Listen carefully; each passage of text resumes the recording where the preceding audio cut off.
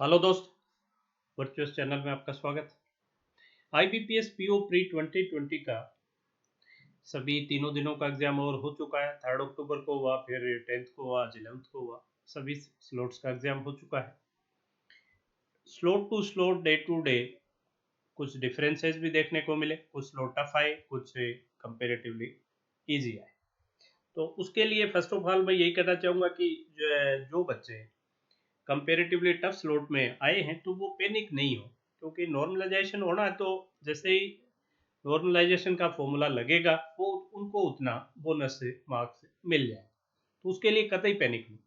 Last year भी बहुत बच्चे ऐसे थे जिन्होंने एग्जाम दिया और जितना उन्होंने जो अटेम्प्ट किया था उससे भी, एक बच्चे ने कल अपने भी चैनल पे शेयर किया था जिसने बताया कि भाई उसने आई थिंक 62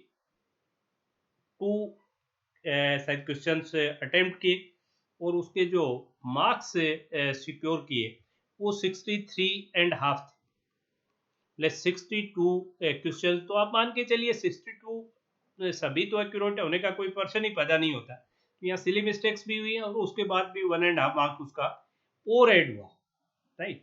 तो ये आप मान के चलिए कि जिनका भी टफ स्लॉट में जो बच्चे आए हैं उनको बोनस मिल जाएगा। अब जो इम्पोर्टेंट चीज है वो है कि इसका कट ऑफ क्या रहेगा। जो अब सभी के मन में जो ये चीज आ रही होगी, भाई कट ऑफ कितना रहेगा। तो इसके लिए अगर अपने थोड़ा सा पिछले साल का देखें, 2018 और 2019 का, हालांकि आप अगर देखें 2019 और 2010, तो 2018 और ये है 2019 का, तो 18 से 19 में करीब करीब 3 मार्क्स से बढ़े थे।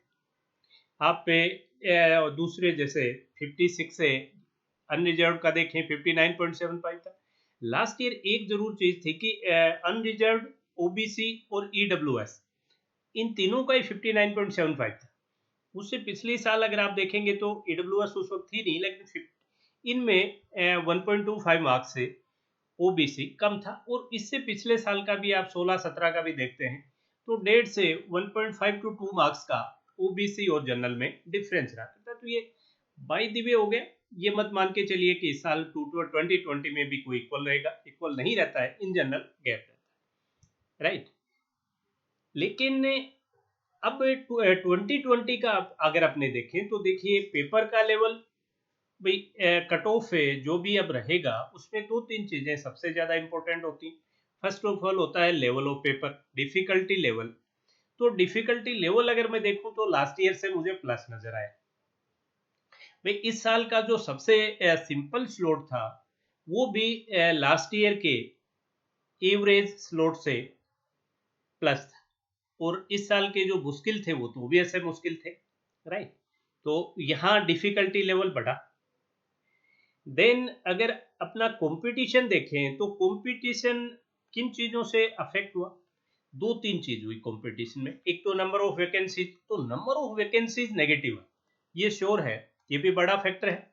नंबर ऑफ वैकेंसीज अगर आज के दिन का आपने देखें तो बहुत बड़ा गैप है। आज के दिन तो जो डिक्लेयर्ड वैकेंसीज हैं तो वो तो ऑलमोस्ट 1/3 है। भाई पिछले साल आई थिंक 42-4300 थी, जो अब की बार 1500 के आसपास ही है, तो करीब करीब ऑलमोस्ट 1/3 है। लेकिन ये सीन तो अपने ये मान के चल रहे हैं इस कट ऑफ को डिसाइड करने में भी कि भाई करीब करीब 3000 प्लस ये वैकेंसीज हो जाएंगी, ये मान के अपने चल रहे हैं, राइट। तो वैकेंसीज घटी तो ऑब्वियस है यहाँ कंपटीशन बढ़ा, फर्स्ट। सेकंड, लेकिन अगर आप प्रिपरेशन का देखें, प्रिपरेशन और नंबर ऑफ कैंडिडेट्स का एग्जैक्ट मुझे आइडिया नहीं है, लेकिन मैं ये मान के चल रहा हूँ कि नंबर ऑफ कैंडिडेट्स गिरे होंगे। उसके 2-3 वजह है। सबसे बड़ी वजह ड्यू टू कोविड। सेकेंड, अगर आप देखें तो बहुत जगह आई थिंक ग्रेजुएशन की फाइनल एग्जाम्स भी इस साल कुछ जगह नहीं हो पाई। हो सकता है लास्ट में हो भी गई हूँ, I am not sure about that. But preparation का अगर अपना एक और जो बड़ा फंडा देखें प्रिपरेशन का, तो सबसे पहले आप देखिए आपकी जो भी ऑफलाइन कोचिंग थी, ऑफलाइन कोचिंग बहुत बड़े लेवल पे है इसकी। ऑफलाइन कोचिंग वो ड्यू टू कोविड 100% क्लोज रही, 100% क्लोज। तो सभी डिपेंड रहे ऑनलाइन कोचिंग पे। और ऑनलाइन कोचिंग में भी कुछ जगह अगर अपने रूरल एरियाज में अगर अपने चले तो रूरल एरियाज में इतना अच्छा नेट का नेटवर्क अभी भी अपने इंडिया में नहीं है। बहुत ऐसी जगह होंगी जहां वो नहीं ले पाए होंगे कोचिंग। सेकंड, ऑफलाइन कोचिंग में आपको वो बार बार जैसे प्रैक्टिस भी करवाते हैं, आप पर प्रेशर भी ज़्यादा रखते हैं, तो स्टडी डेफिनेटली ऑफलाइन कोचिंग में कुछ ज़्यादा हो पाती है। तो प्रिपरेशन का लेवल पिछले साल से मैं डाउन मानता हूँ due to offline coaching closing के। और ऑनलाइन को कोचिंग डेफिनेटली खूब है, आजकल अच्छा कंटेंट मिल जाता है, लेकिन फिर भी बिना प्रेशर के उतनी बढ़िया कोचिंग नहीं हो पाती है। तो वो, और ड्यू टू कोविड आप लोगों में से ज़्यादातर लोग क्या है, हाफ हार्टेड रहे कि एग्ज़ाम होगी भी कि नहीं होगी। लास्ट मोमेंट तक भी अनसर्टेनिटी बनी रही कि एग्ज़ाम होगी, एग्ज़ाम कैंसिल होगी, एग्ज़ाम कब होगी। तो उससे हाफ हार्टेड प्रिपरेशन करेंगे तो वो लेवल प्रिपरेशन का नहीं होगा। तो आप वैकेंसीज को कंसीडर करते हुए भी ओवरऑल मैं ये मान के चल रहा हूँ कि जैसे प्रिपरेशन के ड्यू टू प्रिपरेशन लेवल माने या नंबर ऑफ कैंडिडेट्स, कंपटीशन गिरा है, लेवल बढ़ा पेपर का, कंपटीशन माइनस हुआ। तो दोनों ही चीजें जो ड्यू टू प्रिपरेशन या जिस भी वजह से जो कंपटीशन में जो नेगेटिव हुआ और पेपर का लेवल जो पॉजिटिव हुआ, इन दोनों ही चीजों से cut off should be less, cut off को नीचे आना चाहिए। अगर ये वैकेंसीज हो जाती है 3000 प्लस, अगर ये भाई, लेकिन ये हो जाएंगे 3000 प्लस तो जरूर हो जानी चाहिए। जितनी भी जो जहां से भी न्यूज आ रही है सभी यही आ रही है कि 3000 प्लस तो हो जाएंगे। तो कट ऑफ बढ़ने किसी सूरत में नहीं चाहिए, कट ऑफ गिरनी चाहिए, एक चीज। दूसरा, अगर आप देखें तो इसमें कुछ स्लॉट ऐसे होंगे, स्लॉट टू स्लॉट डिफरेंस काफी था, कुछ स्लॉट ऐसे होंगे जिसमें कम से कम 4 to 5 मार्क्स के उनको नॉर्मलाइजेशन में भी बेनिफिट मिलेगा। तो कट ऑफ में वो उनके लिए अलग से एज है। भाई कुछ बच्चे ऐसे होंगे जिनका भाई वो मान के चल रहे हैं कि भाई मेरा तो 50 स्कोर ही हो रहा है, तो वो, और ड्यू टू टफ स्लॉट तो वो ये मान के चलें कि वो एट पार हैं 55 के, जिन बच्चों का कंपेरेटिवली इजी स्लॉट में एग्जाम हुआ है, राइट। तो वो भी बेनिफिट में उनको मिलेगा, वो आप लोग अपना कंसीडर कर लीजिए। अब अपने थोड़ा सा एक बार एक पोल करवाया था अपने चैनल पे, वो देख ले थोड़ा सा। ये पोल अपने करवाया था जब 3 अक्टूबर को एग्जाम आपकी ओवर हुई, उसके बाद 3 अक्टूबर।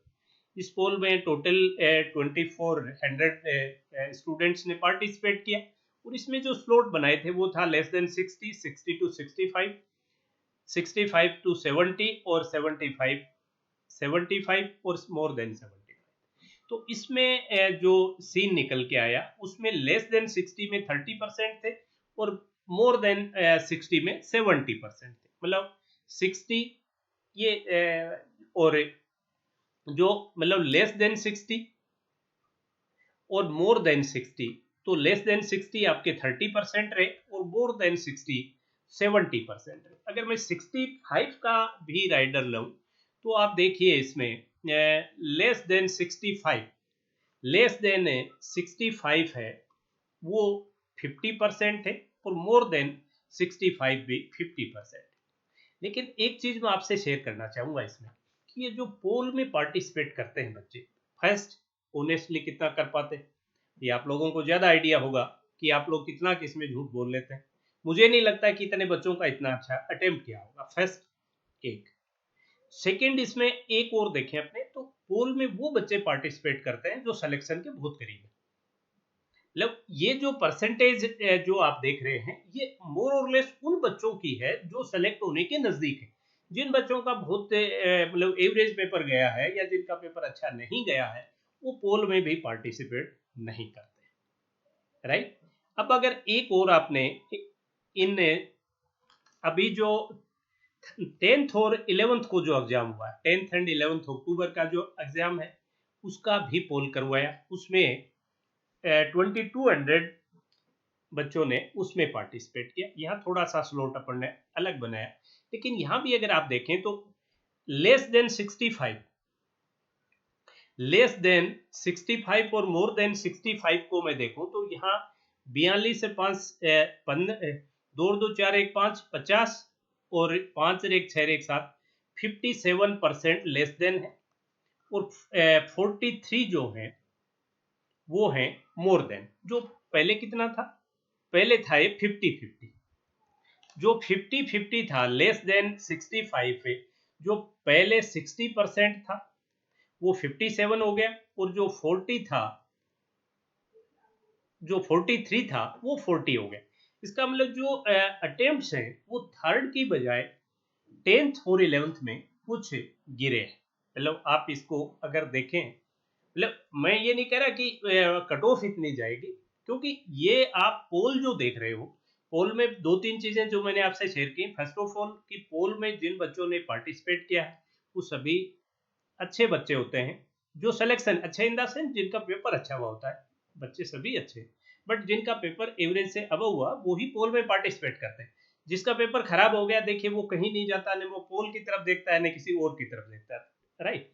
लेकिन ये अच्छे बच्चों का ही पोल होता है एक तरह से, और कुछ उसको बढ़ा चढ़ा के भी बताते हैं। लेकिन आप यहाँ देखोगे तो 10 और 11 को जो एग्जाम हुआ है उसमें कंपेरेटिवली अटेम्प्ट से गिरे हैं इस पोल के अकॉर्डिंग थर्ड के मुकाबले, राइट।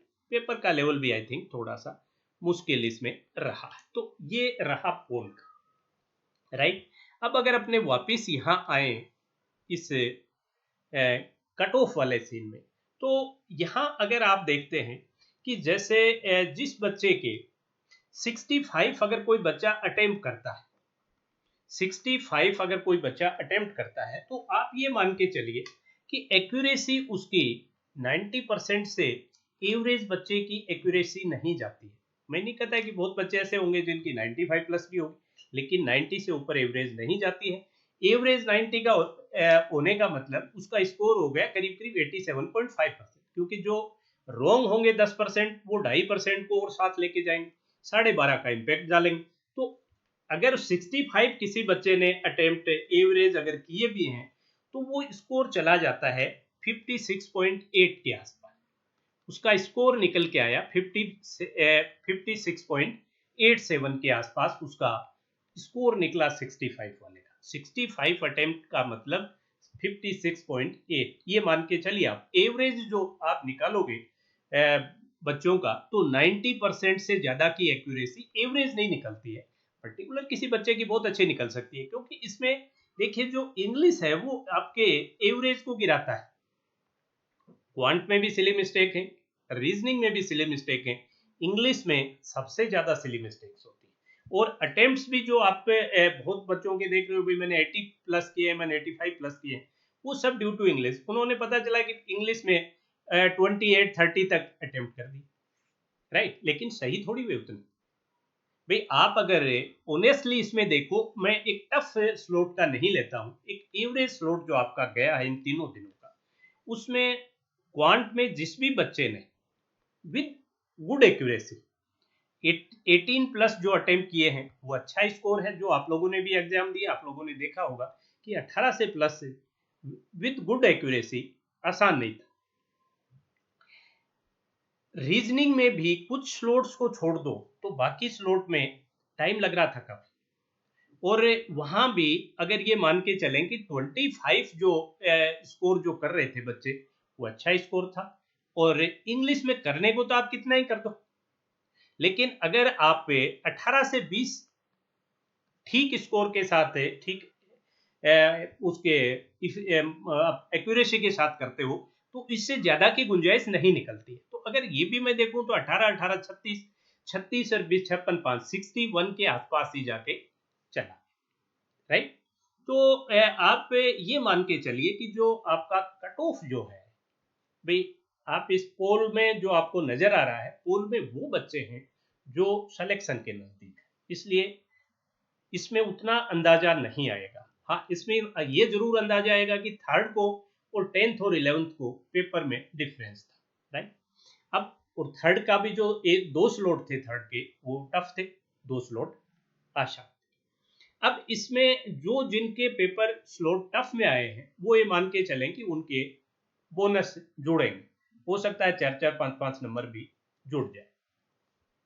अब जो पॉसिबिलिटी जो निकल के आ रही है वो मैं ये मान रहा हूँ, मैं थोड़ा सा इसको इरेज कर दूंगा और फिर अपने इसके वाइज कि भाई कैटेगरी वाइज, क्योंकि सिर्फ जर्नल का नहीं करके अपने सभी कैटेगरीज का थोड़ा सा अगर देखें।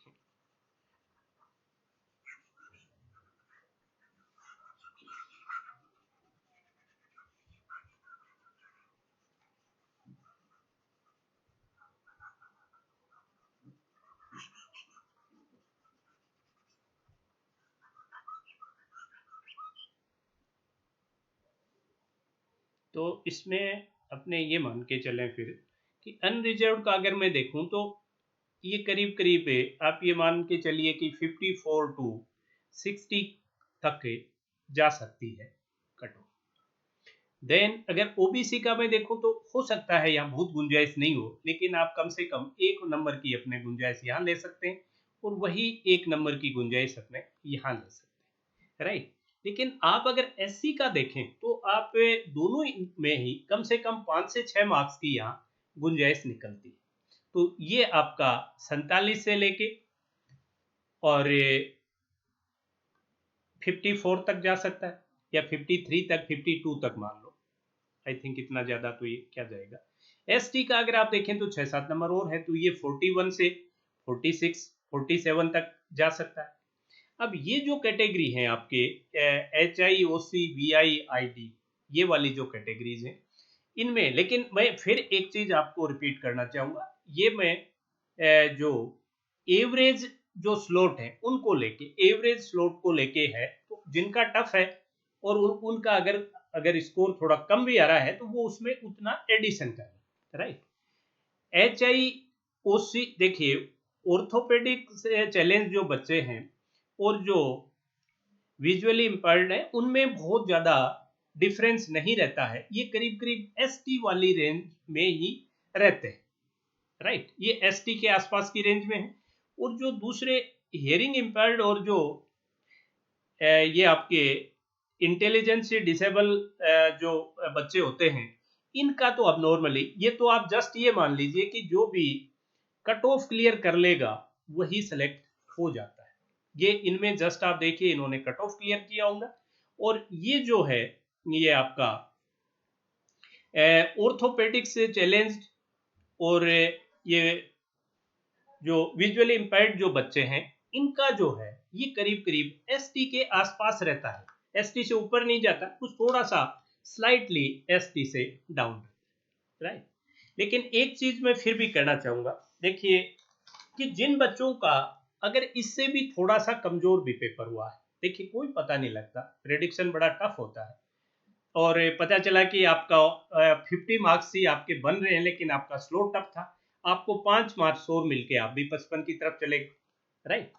तो जिन भी बच्चों का, मैं तो कह रहा हूं जिनका अटेम्प्ट बहुत अच्छे नहीं गए, उनको भी अब मेंस की प्रिपरेशन करनी चाहिए, क्योंकि प्री अब आपका आईबीपीएस क्लर्क का है वो भी लेट, आईबीपीएस क्लर्क का प्री है और वो भी लेट है, और एक सर्टेन लेवल की प्री की प्रिपरेशन आपकी हो चुकी है। तो मैं ये नहीं कहूंगा कि वो बिल्कुल आप उससे डिटेच हो जाए, उसको भी टाइम दीजिए, कनेक्टेड रहिए प्री से भी, लेकिन मेंस की प्रिपरेशन आप लोग जरूर शुरू कीजिए। जिनका पेपर उनको जैसे वो लग रहा है कि भाई हम हो सकता है नहीं हो, तब भी वो मेंस की प्रिपरेशन जरूर करें, क्योंकि ये मेंस की प्रिपरेशन जाया नहीं जाएगी। भाई जो भी आप मेंस में जो भी इनपुट आप डालेंगे, पब्लिक क्वांट का है, रीजनिंग का है, इंग्लिश का है, जीके का है, जिस भी सब्जेक्ट में आप इनपुट डालेंगे तो वो आपके काम आएगा, क्योंकि अभी एक एग्जाम नहीं है, आपने कितने एग्जाम अभी, एसबीआई का main, SBI clerk, RBI assistant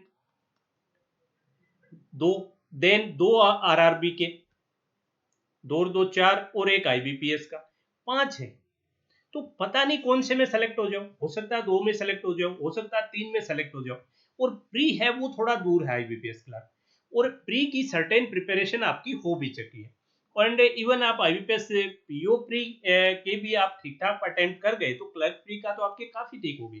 तो उससे कनेक्टेड तो आप रहो, आईबीपीएस क्लर्क के भी सेशंस आप करते रहो, उसकी प्रिपरेशन करते रहो, लेकिन मेन से डिटेच मत हो, मेन की प्रिपरेशन आप जरूर शुरू कर दो, क्योंकि किसी में भी आप इनमें किसी में भी आपका पॉजिटिव रिजल्ट आया, वहां वो इनपुट काम आ जाएगा। और अनफॉर्चुनेटली नहीं भी आया तो अगली साल जिस भी एग्जाम को आप फेस करेंगे या अगला जो IBPS क्लर्क का फेस करेंगे उसमें भी वो प्रिपरेशन आपकी वेस्ट नहीं जाएगी। सो मेरा तो सभी से आपसे यही रिक्वेस्ट है कि बिल्कुल जितने भी अटेम्प्ट हुए उसको पॉजिटिव लें और अपने मेंस की प्रिपरेशन शुरू कर दें। साथ ही प्री के लिए कुछ IPS क्लर्क प्री जो है उसका भी थोड़ा थोड़ा आप अपनी प्रैक्टिस करते रहे। और कुछ बच्चे ऐसे हैं जिनको सिर्फ PO प्री ही देना है तो वो ओबियस है फिर 100% मेंस पे ही फोकस करें इस बचे हुए पीरियड में, क्योंकि और कोई एग्जाम अभी जल्दी है नहीं। कोई नोटिफिकेशन जैसे इसका SBF PO प्री या LIC WO का कोई आया नोटिफिकेशन तो आप उस वक्त उस तरफ स्विच हो सकते हैं। तो और अब जो एग्जाम्स हैं, नहीं सॉरी, जो क्लासेस चल रही है मेंस की, अपने चैनल पे भी वांट की 9:15 PM पर रेगुलर क्लास चल रही है। आज भी 9:15 PM पर क्लास होगी। वो जरूर एक दो सेशन अटेंड करके देख लीजिए, फिर आपको अच्छा लगे तो कंटिन्यू कीजिए, नहीं लगे तो छोड़ दीजिए। और रीजनिंग की 11:30 AM पे ध्रुव सर क्लास ले रहे हैं मेंस की, तो वो भी जरूर अटेंड कीजिए। एक रिक्वेस्ट मैं आपसे जाते जाते फिर करूंगा कि अगर किसी बच्चे के अटेम्प्ट से उतने नहीं हुए हैं जितना मैंने एक्सपेक्ट की है कट ऑफ, तो प्लीज उसको अदरवाइज नहीं ले। मैंने तो जस्ट आपका जो भी आप लोगों की तरफ से जो इनपुट मिला, प्रीवियस का जो रिकॉर्ड जैसा ट्रैक किया, उन सब से जो मैं कुछ निकाल पाया, आपका जो पोल भी था उसमें, तो उसी के अकॉर्डिंग मैंने प्रेडिक्शन की है। तो उसको प्लीज अदरवाइज नहीं लें, उसको पॉजिटिवली लें और मेंस की प्रिपरेशन शुरू कर दें, क्योंकि प्री बहुत नहीं है अभी। प्री आपका सिर्फ IPS क्लर्क है अभी जो नोटिफिकेशन आया हुआ है, उसको थोड़ा बहुत टाइम देते रहे, लेकिन ज्यादा टाइम मेंस को भी दें, भले ही आपका पेपर कैसा भी हुआ उसको पॉजिटिव। चलिए, that's all for today. Have